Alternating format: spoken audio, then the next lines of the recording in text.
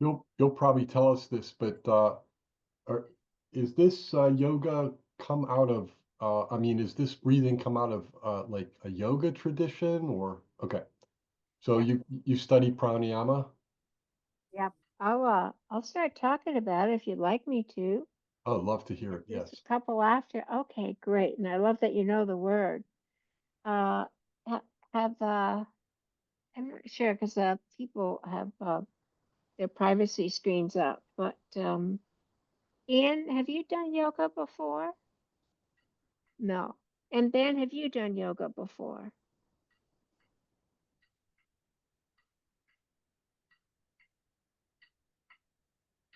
No, I have not. You have not. And Greg, have you done yoga before? For about 40 years. 4 or 40? 40. 40. Okay, great. I was like I like to say I was once an advanced practitioner and I'm working my way back down the uh down the scale, but yes. Oh, Um, well, congratulations. What style yoga did you a do? Iyengar? Oh, yes, Iyengar. Yeah, I trained. That was my training was Iyengar. Oh, Yeah, okay, great. yeah, very rigorous training.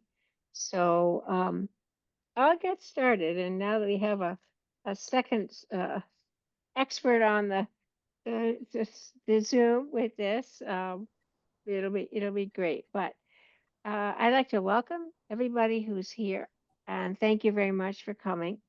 So the session today is, and Frank will not be here. He's traveling, I believe. Um, it's going to be on yoga breathing. So I thought what I would do is start a little bit about the point of view of yoga breathing, because it's not a medical perspective. And I teach yoga breath strictly from the yoga perspective, which has been around for a very long time. And I do have lots of notes, and I will be referring to them because I don't want to leave out anything. You might have heard Greg say pranayama.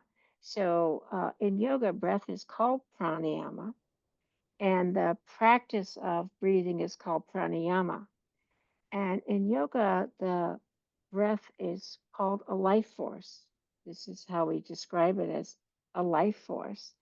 And when you think about it, the first thing we do when we enter this world is take an inhalation, and the last thing we do is an exhalation. So everything in between is our life.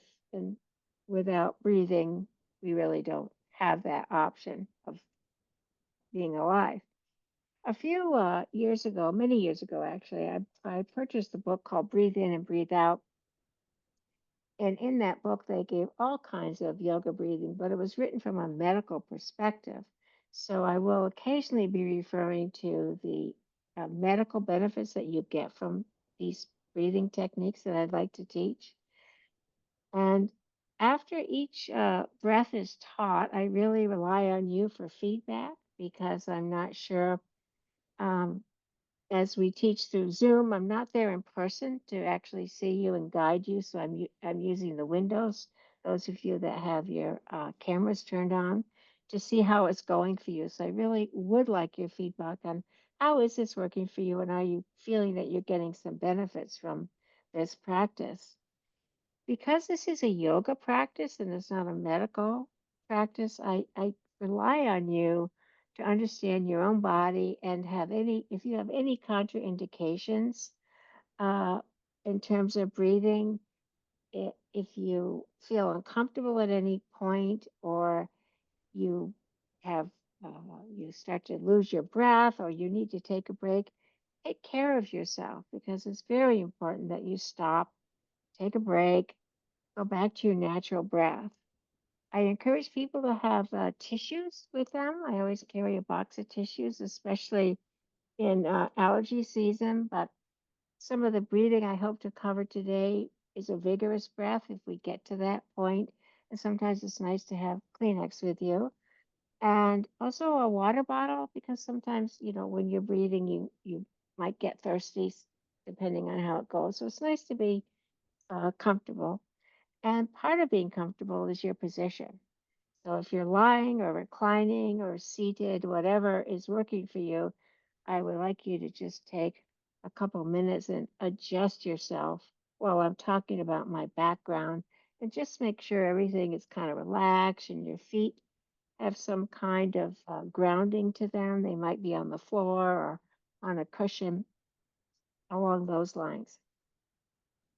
So, yoga breathing is not just about thinking about mindfulness for our breath as it moves in and out, but also about our whole body. So, it's not just about our lungs, but it's really about our whole body.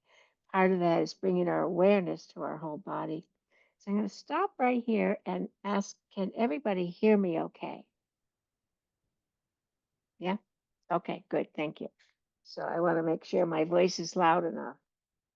Just a little background on who I am. I'm Kathy Senecal, and I live in the center of Connecticut and the New England chapter director and joined the society 8 years ago. So I've seen tremendous growth and excitement in the years that I have been participating. In the early 1990s, my husband and I fell in love with yoga and started taking yoga. And shortly after that, I became a yoga instructor, a registered yoga instructor. And when I was teaching classes, I realized the healing benefits of yoga are phenomenal. So I went on and trained to become a yoga therapist, which allowed me more knowledge of specific illnesses and diseases that people have and address those in a one-to-one or a very small group situation. I did work with muscular dystrophy patients in chairs and on the floor. So that is a wonderful thing about yoga therapy. I really enjoyed it and thinking about returning to it now at this point. I retired in 2008, mainly due to my body, because by then the FSHD was starting to kick up and I couldn't manually adjust and I really couldn't walk around the room well and help them out. But I do maintain a yoga practice. It's pretty much a bed yoga, and I've adapted a lot of postures and poses that fit my body. And as the disease progresses, you can uh, keep adapting, and that's what yoga is. Yoga is for everybody, everybody, and everybody. So I'm exploring a program where for yoga called Move Without Moving because there's so many benefits to yoga, and it's not just restricted to people who can hop around the room and do hot yoga and get in all these pretzely postures. The wonderful thing about breath is it's always with you and it's free. So when we exercise and think about exercising, sometimes we need equipment, sometimes we need special space to be, sometimes it might look a little awkward and we're reluctant to perform exercise, but breath is there and everybody's breathing. And if you're doing a few yoga breaths, nobody's going to know that, but you're going to know that and you're going to be practicing yoga breath. So with this disease, we tend to be thoracic breathers. We tend to breathe in our upper chest. And the first breath I'm going to teach you and we're going to talk about is diaphragmatic breathing. It comes in a couple different names, a couple different languages. The nice thing about diaphragmatic breathing, which is belly breathing, or also known as three-part breath, is it can be done in any position. So this is really accessible yoga that you're going to be practicing. I think we're sitting from what I can understand or reclining in this particular class, but diaphragmatic breathing can be done standing, sitting, reclining, lying supine. It's really a great breath and it's always there with you to take a few diaphragmatic breaths. Do you have any questions? Okay. So the next part about yoga breathing, and if you're practicing it while you're driving a car, don't do this part, and that is close your eyes if you can. It's always nice to take out the external stimuli when you're doing very specific controlled yoga breath. If that's uncomfortable for you, then a nice soft downward gaze works very well. Just kind of shutting out the world around you and really giving yourself the opportunity to focus in on what's going on. Okay, so we'll start off with diaphragmatic breath, as I mentioned. And I come at it from a very traditional yoga point of view, and there are many ways to teach this and many ways to do this. So, what I'm doing is a very basic, uh, standardized diaphragmatic breathing. We think of a baby when we see a baby lying down in their little puff up when they take an inhale and they soften down when they exhale. They're not even thinking about it. There's no tension in that little baby belly. And that's what we want in our belly when we're doing diaphragmatic breathing. Many times we try to hold ourselves upright and we bring tension into that lower part of our abdomen. For this breath, we don't want tension. And we're compromised in the area because of our abdominal muscles. But this time we don't have to worry about them. We don't have to think about it. We're safe. We're either seated or supine in some manner. And we can just allow that to relax. And that's a big part of yoga breathing is allowing relaxation in our core. So I would like us to actually start off with a yoga pose while I start to talk you through the diaphragmatic breathing. And that's Tadasana or mountain pose. The standard approach to mountain pose is being vertical and standing on your feet. But I like that we're all sitting and we're sitting comfortably. If you have kind of reclined back in, if you are able to bring yourself forward a little bit from your hips so the spine is upright, we will I'll talk you through Tadasana, and then at that point I can have you open your eyes again for any questions. But what I'd like you to do is have your feet planted fully on the floor. Usually we like them about hip width apart. So if you were to lay your hands on your thighs, they would cut straight out from your hip joints, and your knees would go straight down, and your feet would be straight under them. So we're kind of aligned. And if at all possible, and again, not necessary, we want to bring our awareness. Our eyes are either closed or they're downcast. Bring our awareness to our feet. Let's start with our feet. So, Tadasana is mountain pose, and you can just imagine this really strong, big mountain that you're creating with this posture. So, and rooted into the earth, our feet, the soles of our feet, our ball of our foot, the heel of our foot are all sinking into the floor. Allow yourself to be heavy down there, just to bear the weight of the body or your legs or whatever you can imagine to bring your awareness to your feet, and then send some of that energy up through your legs and into your hips and into the back and spine. So your whole torso now is starting to feel the grounding of the feet. And the spine begins to lengthen up, not our head, not our chin, but you slowly begin to bring weight into your sits bones. So your buttocks are going to sink heavy into your seat or your bed or wherever you are. And the whole spine is going to lengthen up vertebrae by vertebrae. You can start with your tailbone and just again, normal breathing. Don't force anything. This is all natural breath. Just bring that spine up and up and up and lengthen the spine all the way up to the back of your neck and up through the back of your head, all the way up through your skull and out. So it's like you have a string that's just kind of pulling that spine up. And all the while you're strong like a mountain, Tadasana, you're also soft and open. And now you can just open your eyes and keep that position. This is a posture, this is a pose, this is an asana, as they're called. And open your eyes. Notice if there's any difference. If you notice any changes in your body, subtle changes like energy. If there was a pain somewhere, has it disappeared? Has it kind of eased out? And in yoga, there's no rush. We're not counting, holding, just letting go.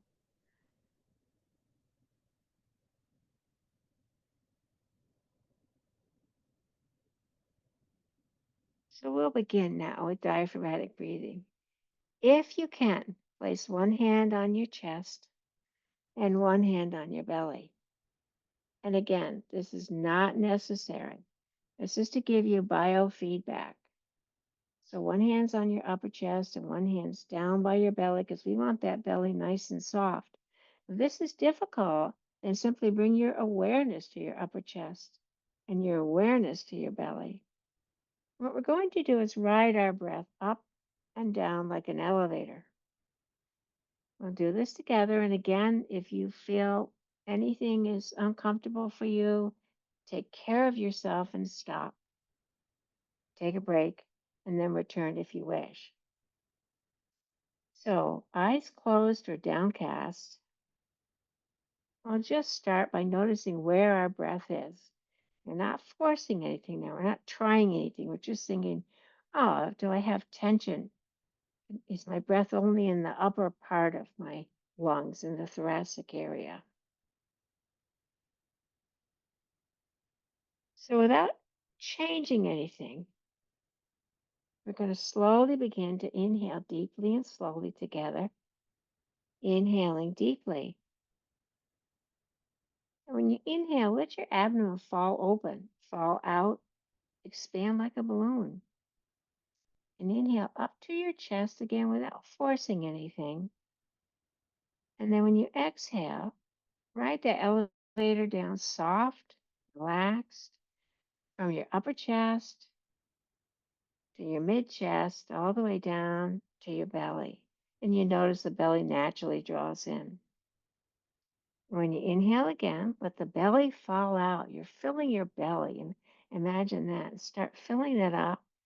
And then inhale up through your middle chest, up to your upper chest. And don't hold it, just slowly exhale. Ride the elevator down from the upper chest to the middle chest to the belly as you exhale. And then slowly ride the breath up again, inhaling up and exhaling down. If your hands are on your upper chest and your belly, you'll feel your hands. Inhaling up and exhaling down from upper chest, middle chest, all the way down to your belly. Riding the breath up again. And this time when you get to the top, take another little sip of air, just a little bit more. And then exhale it down. Notice your ribs. You might feel them expanding more. Inhale again. And if that was comfortable, take another little sip of air at the top. You may feel your shoulder blades sliding together naturally as your chest opens out. And then exhale down.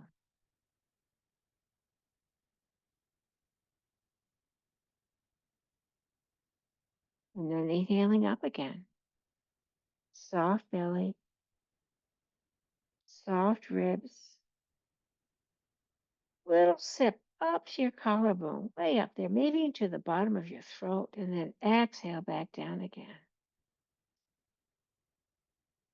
This time when you get down, you might notice there's nothing going on when you reach the end of your breath.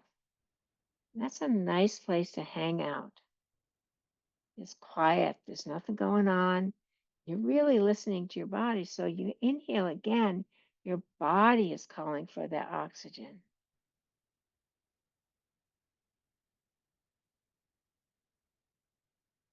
So riding the elevator up and down, all the way to the bottom, kind of hanging out at the bottom. Notice how everything gets soft when you do that. And then when you're inhaling up, maybe a little more every time or every other time. So making this diaphragmatic breathing yours and yours alone, unique to your body and your needs.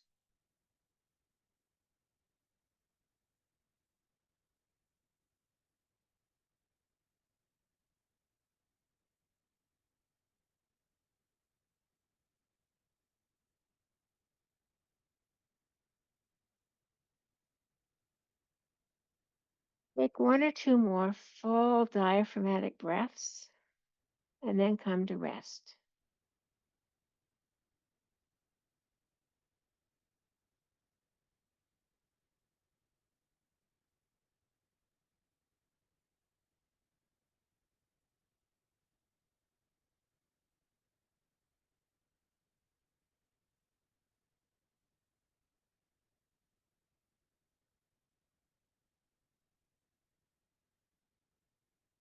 When you're ready, you can open your eyes, maybe kind of stretch a little bit, move your hips a little,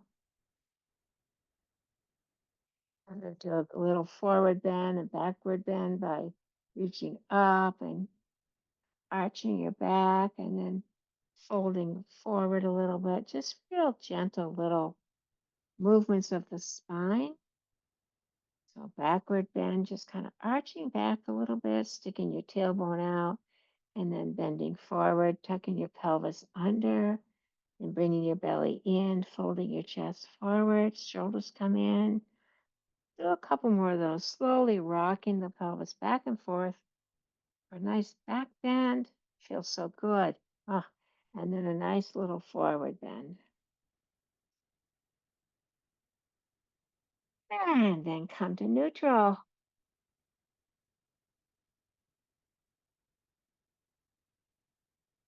Yay, guys.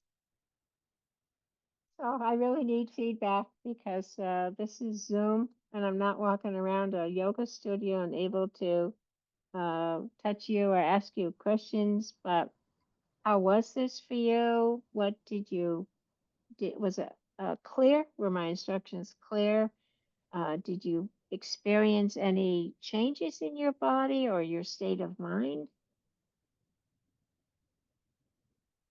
I thought it was great. I always forget how often I don't go into my feet when I'm sitting at a desk. So to go from the feet all the way to the top of the head is just it's really good. Oh, thank you, Greg. Yeah. Andy, did you want to say anything? I'm a little nervous. Oh, I've been you don't. having a low oxygen, like 86, 87, 88. Mhm. And so I have my oximeter here. And I noticed that after that, I got up to 89 or 90. So I'm going to a pulmonologist in a week or two. The one time I went to a pulmonologist, he told me he couldn't help me, that I just had diaphragm weakness.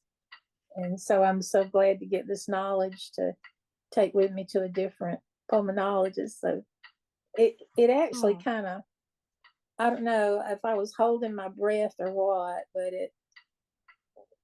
it kind of seemed like as we got up to the top, I was like, I needed to take a deep breath.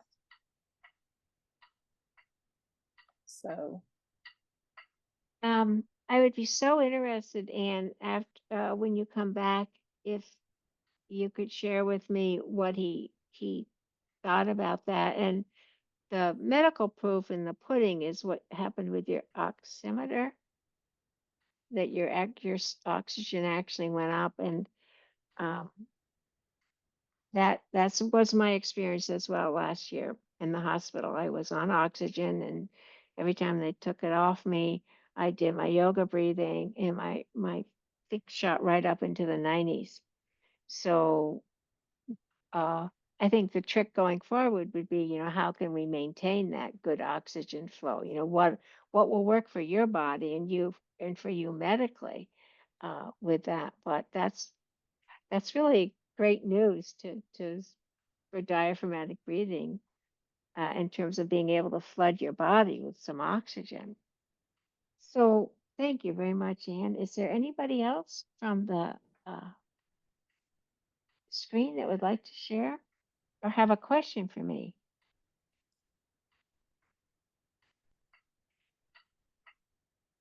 Okay.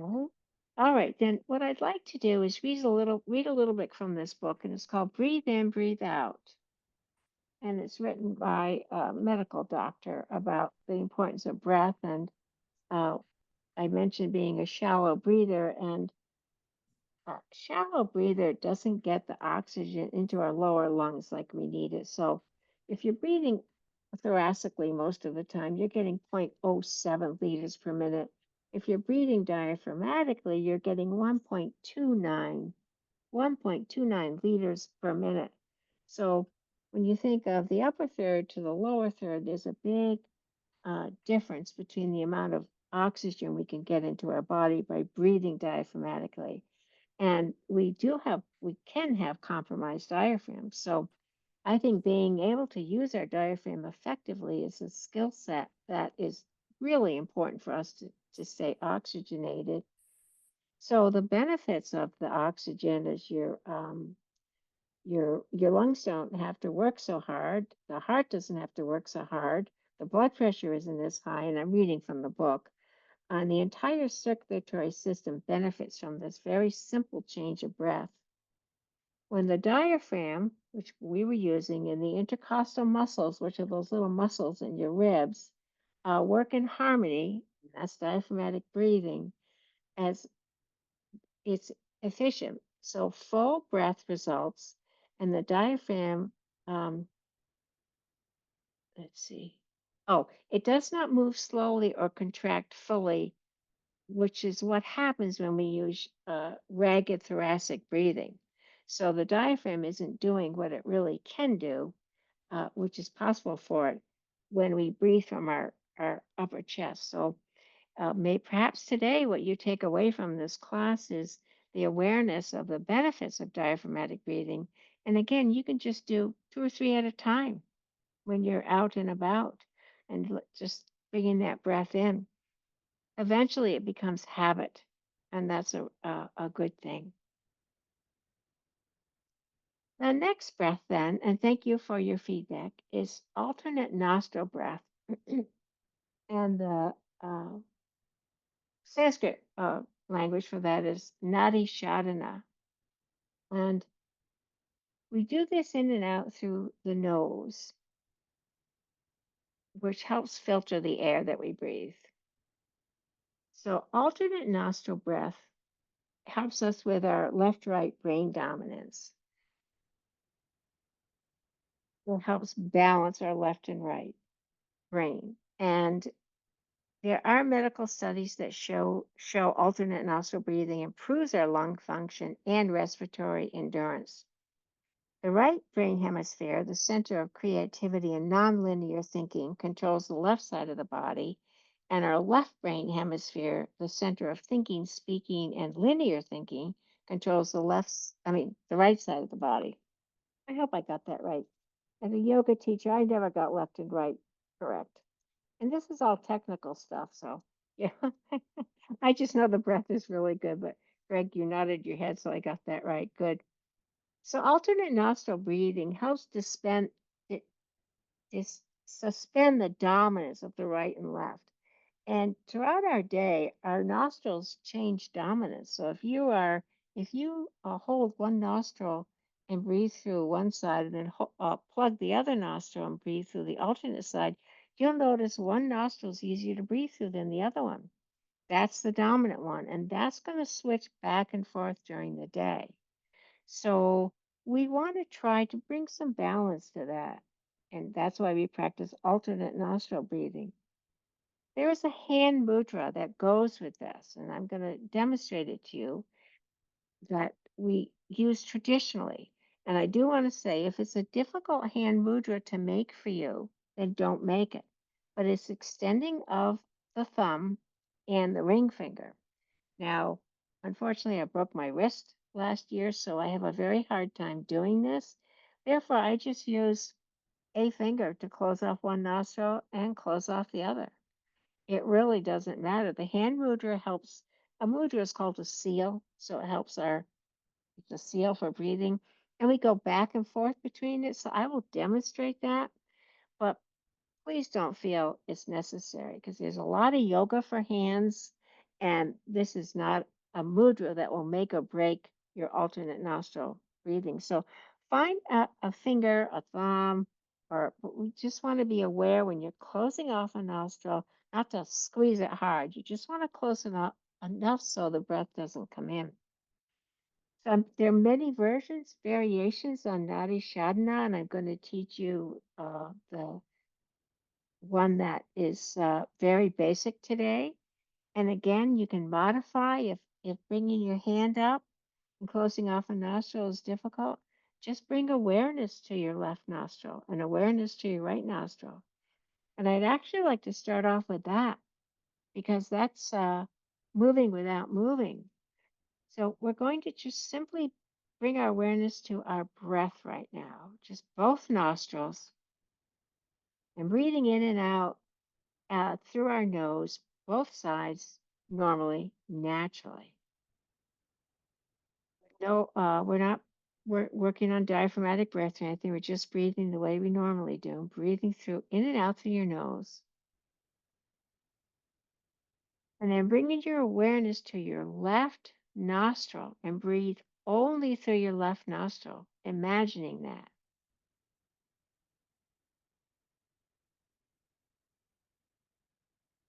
And now bring awareness to your right nostril. No fingers, just breathe in and out through your right nostril, through only awareness, simple awareness. And now switch, left nostril, in and out, awareness.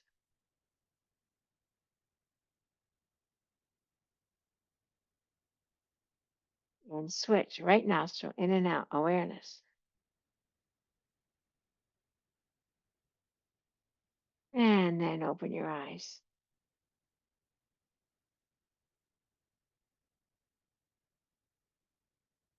Did that work? Could you do that? Could you feel that? Yoga. Yoga. So, good. Okay. And that's everybody's as effective as using a hand mudra or fingers. So So when you think of, I have a question, unless you're going to start doing it with the fingers, but I obviously can't keep my hand up, so sometimes I try to keep straight, but I lean over and put my arm on a chair or something so that I can go like this. yes, I'm so glad you said that, because that's exactly what we do. And the only caution I have is that we don't slump, we don't go into a side bend. So if you can find a comfortable position and just lean into it, if it's comfortable. But if it's not comfortable, then there's stress, there are muscles that are stressing, and this whole thing, whole yoga breathing is about being open and aware. So, I think leaning is great if you can do it, but if you're compromising the actual asana, the position of it, then that's not going to work. So I would come back and I would simply use breath awareness to do alternate nostril breathing. And it really does work. That's the beauty of yoga. It's yoga for everybody. Yeah. And it's a great passion of mine to bring this mental clarity and physical benefit. The physical benefits, second, the mental state is wonderful that yoga can bring to us. But yes, I'm glad you brought that up. So leaning, if you want, or simple breath awareness work very effectively. I am because this mudra is traditional. I'd like to show it to you, but and if you can do it, that's great. This would be, an option. But what we do is when we close off a nostril, either through our awareness or with a finger, we close off a nostril with one. We start with our thumb and we close it off and we breathe in to the left and out to the left. And then we move the hand and we close off the left with the ring finger into the right and out to the right. And then we close off the right with our thumb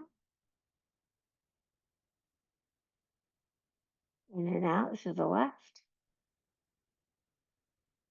And then we close off our left with our ring finger and then out to that. And that was just a practice session. So we'll talk. And if you're doing that, you can shake out your hand and then open your eyes because then we'll actually start the practice. The type of breathing that you do for Nadi Shodhana is a full breath.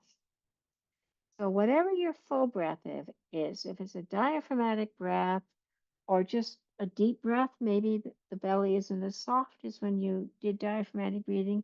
If you can do diaphragmatic breathing, that would be optimal. But if not, again, it's your body, your yoga, and your breath. That's really important to be aware of that.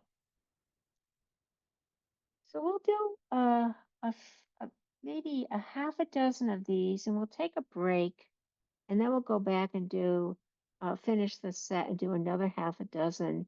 And I hope everybody's taking care of themselves out there and stop blowing your nose, taking a drink of water, moving around, whatever. So we'll come into Tadasana again, which is mountain pose. And we know what that is now, but I'll just refresh. We bring our awareness to the soles of our mountain pose, strong, big mountain, grounded into the earth. And then bringing that energy that you get from the earth and bringing it up through your body. And if you can, it's nice to be able to lengthen the spine by pressing your sits bones into the chair or into the bed. If you're supine, you can lengthen that lower back. You can come into a little bit of a pelvic tilt. You can bring that spine really tall, separating those vertebrae. Because we want to get oxygen in there too. We want to get oxygen into our back lungs. Many times we think of our lungs only on the front and the side, but lungs in our back and into our shoulder blades and up into our neck, all the way up to where the spine goes, into our skull and then tall right at the peak. So we'll start. So we'll take an exhale. We'll start by closing off our right nostril with a finger or with our awareness. And inhale through the left and exhale through the left.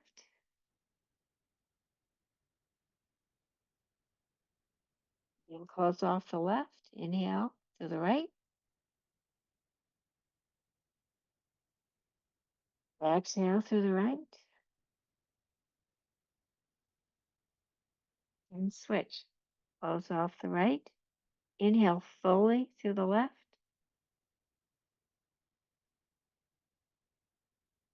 Exhale fully through the left. You want to get rid of all the toxins. Switch, close off left, inhale. Full breath. Soft belly, exhale right. All the way down, full exhale. Close off right, inhale left.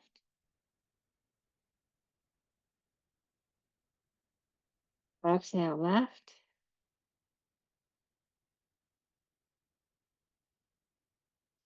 Switch, inhale right.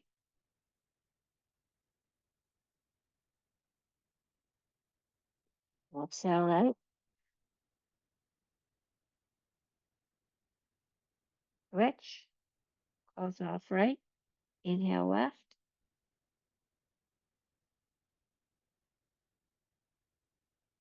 This will be your last one for this set. Exhale left. And breathe through both nostrils.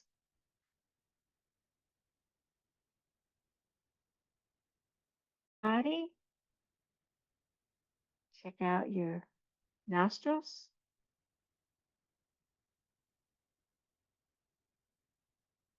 And check out your effort. So asking yourself, was this effortful or effortless? Was it somewhere in between? Did you like it? Did you not like it? Are you neutral? It's supposed to bring mental clarity. So I expect some geniuses to pop off the screen. But it really does balance the brain. Really helps us get us breath where we want it to go, which is just flooding our body with oxygen and using the diaphragm like we're doing, massaging those internal organs. There are many variations on this breath, as I mentioned before, and this is your basic standard variation. There are more intricate ones, which also are great to learn too. But when you're starting out, I think basics is good. So if you're willing, I'd like to do another 5 or 6 of these breaths. Now that you've experienced it once, you may have noticed what's working and not working for you, or you may want to try it another way. If you've been using your finger, then maybe you want to try no hand. Or if you've been using the yoga mudra, you may want to try it with just a different finger. So we'll come again into Tadasana.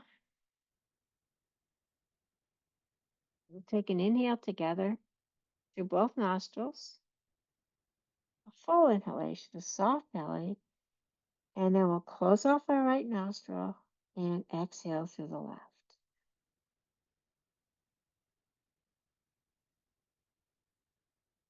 Inhale through the left.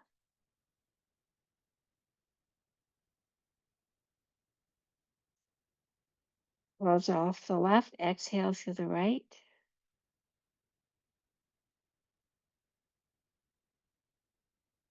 Inhale through the right.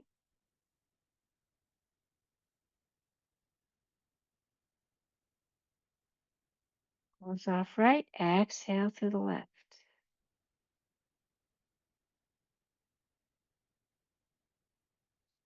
Inhale left.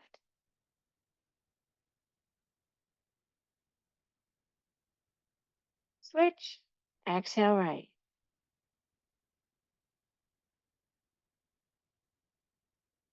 Inhale right.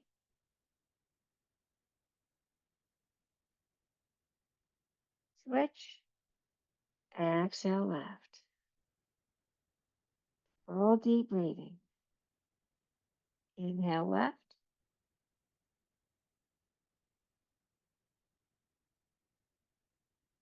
Switch, exhale out.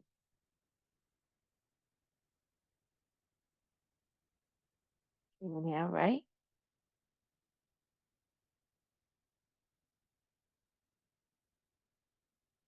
Switch, exhale left. Continue to do 1 or 2 more on your own and then stop.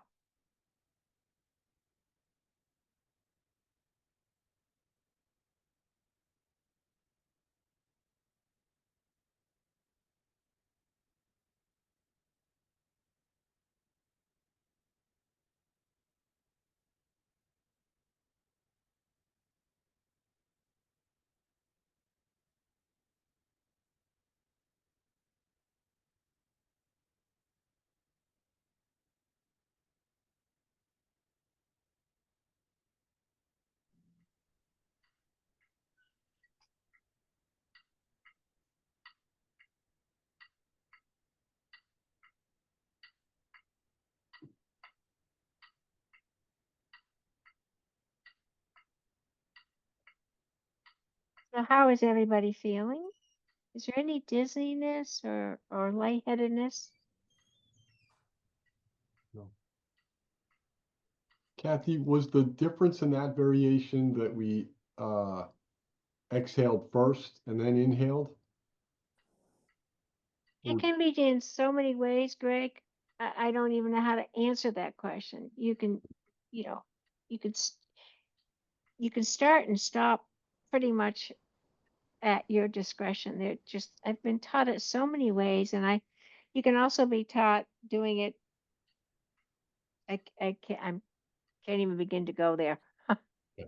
But yes, you can start with an exhalation. You can start with an inhalation. It just depends. The point of it all is to get that alternate nostril breath going back and forth. So if you've been taught and trained a certain way, then by all means, and that works for you, that's what you would want to do. Yeah. So and I think I Kathy, might have got my left and right wrong there for a bit, and I apologize. Yes, Anne. I noticed that I had difficulty on the exhale on my left side, but that's where I have a deviated septum. It was like it didn't want to exhale, you know, Yeah. on that side. Yeah. And that I don't have an answer to. I know that question was raised before about deviated septum, and I really don't know.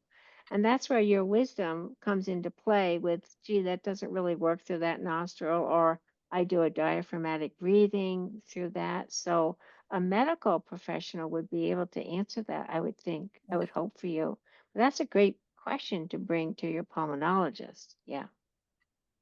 Yeah. I'm So going to get what my did money's worth. you are. What did you do as an alternative for that? I kind of, when I got to where I thought I just let go a little bit over on this side. Yeah. Oh, great. Good, good. Because that's what we do. You know, we figure out a way to get it done and get it done that works for our body. So I'm glad you did that, Anne. Thank you. Yeah.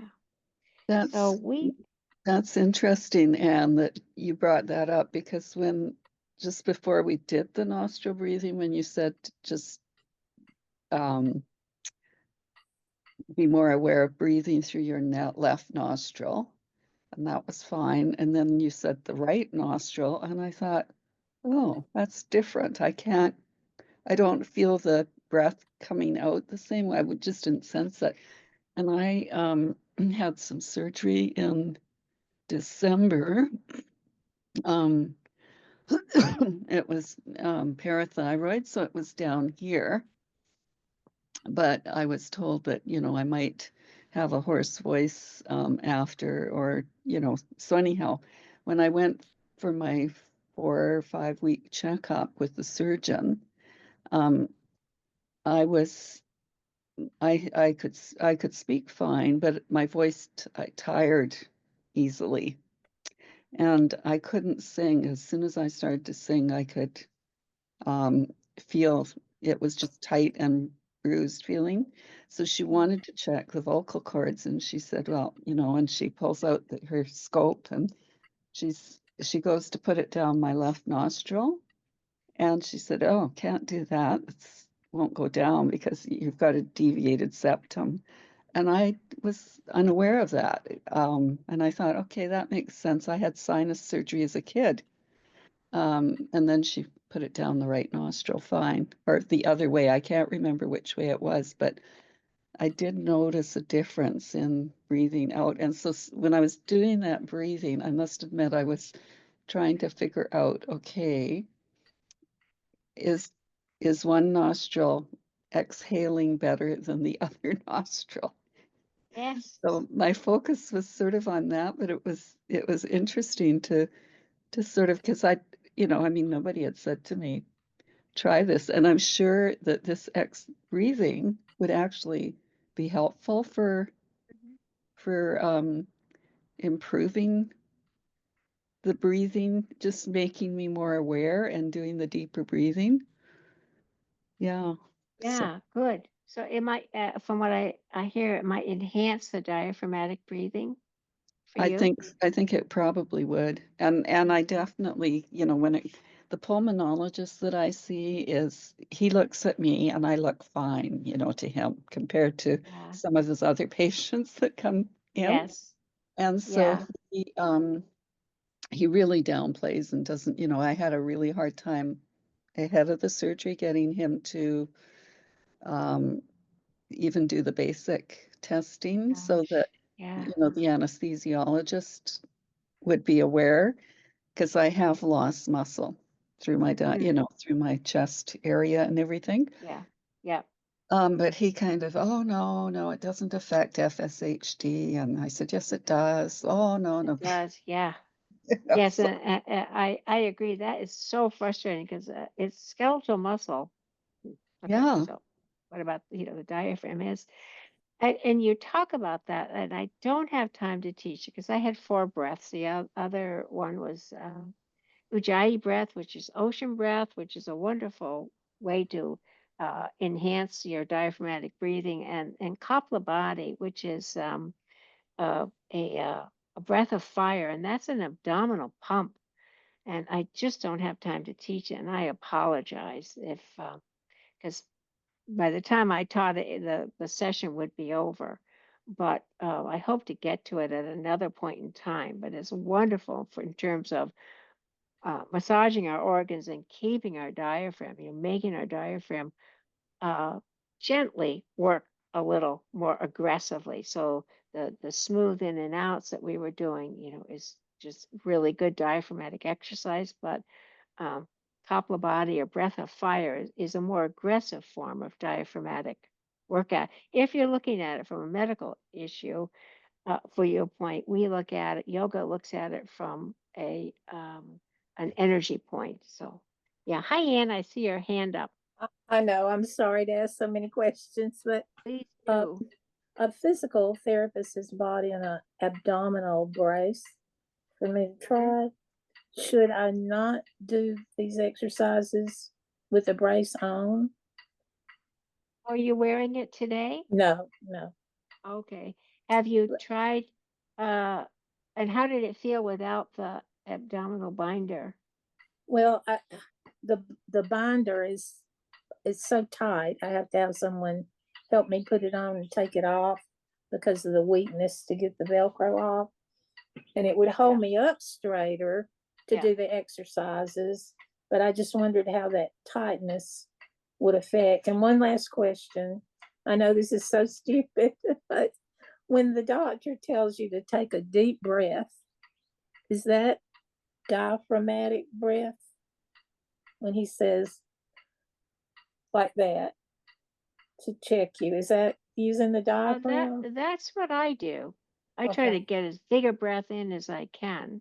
But that would that be considered taking a diaphragmatic breath? I would think so. Okay. 3-part breath, belly breathing, Okay. because that's the only way we can get a deep breath is to breathe in.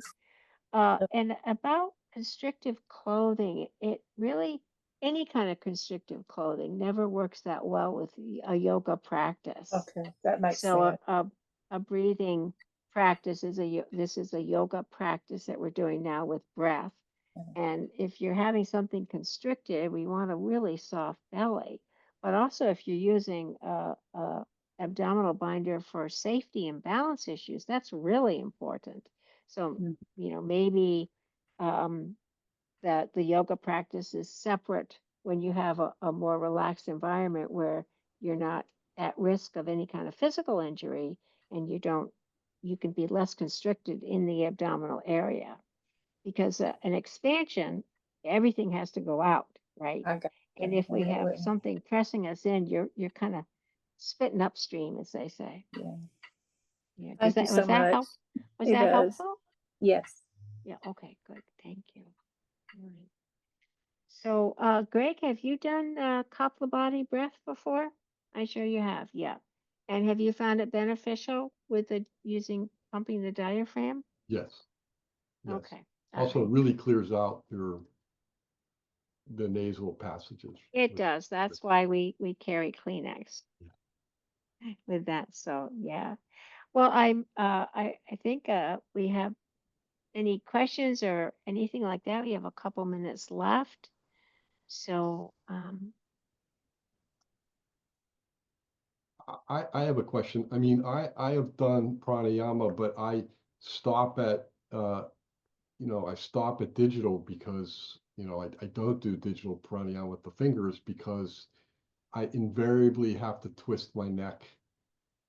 Ah, Even coming forward a little bit too much, yep, and so, yep. I find that very hard, but it was very helpful to do it, virtually without the fingers. Okay, yeah. Okay, Mhm. good. Yeah, and it's just every bit, the power of the breath is there, and it's really your mind that's going to bring the alternate nostril breath in to be useful for you. So, it's very beneficial. That's good. Yeah, And I have and to we. say, not to brag, but I went to a pulmonologist for the first time like about 4 months ago, and Ah, they did the whole series of breathing tests, and I had above average breathing capability. And I know it's because of the yoga and the breathing. yeah, and I'll second that. I have like my score is like 99 all the time, and it's because of yoga breathing. And my hope is to bring this to the community because it can be done in any position, in any. I mean, there are medical exceptions, of course, for anything, but if the we can really improve our physical condition by yoga breathing. And this is just testimonial, like yours, it's what's happened in your body. But over time, diaphragmatic breath becomes your natural breath. It just becomes like a natural breath, and it's not a thing. So when you think about it, not every, but most inhalations, you're bathing your body in the oxygen, and when you have a full exhalation, you're getting rid of all that stuff, the And lower lobes. I could say one more thing is my ability to get into a MRI and stay there for a long period of time is based on being able to breathe and stay calm. Right. Yeah. Yeah. So, you know, Yeah, that's very true. And I yeah, didn't realize that, but I do the same thing. Yeah. And when you're stressed, it's just so nice. You automatically go into diaphragmatic breath. Yeah. And um, it would be wonderful if the medical world and the yoga breathing world could meet together, because I'd love to be able to answer the questions about a deviated septum. Um, but a doctor really needs to do that. Yeah. So. Well, thank you all so much. This was great.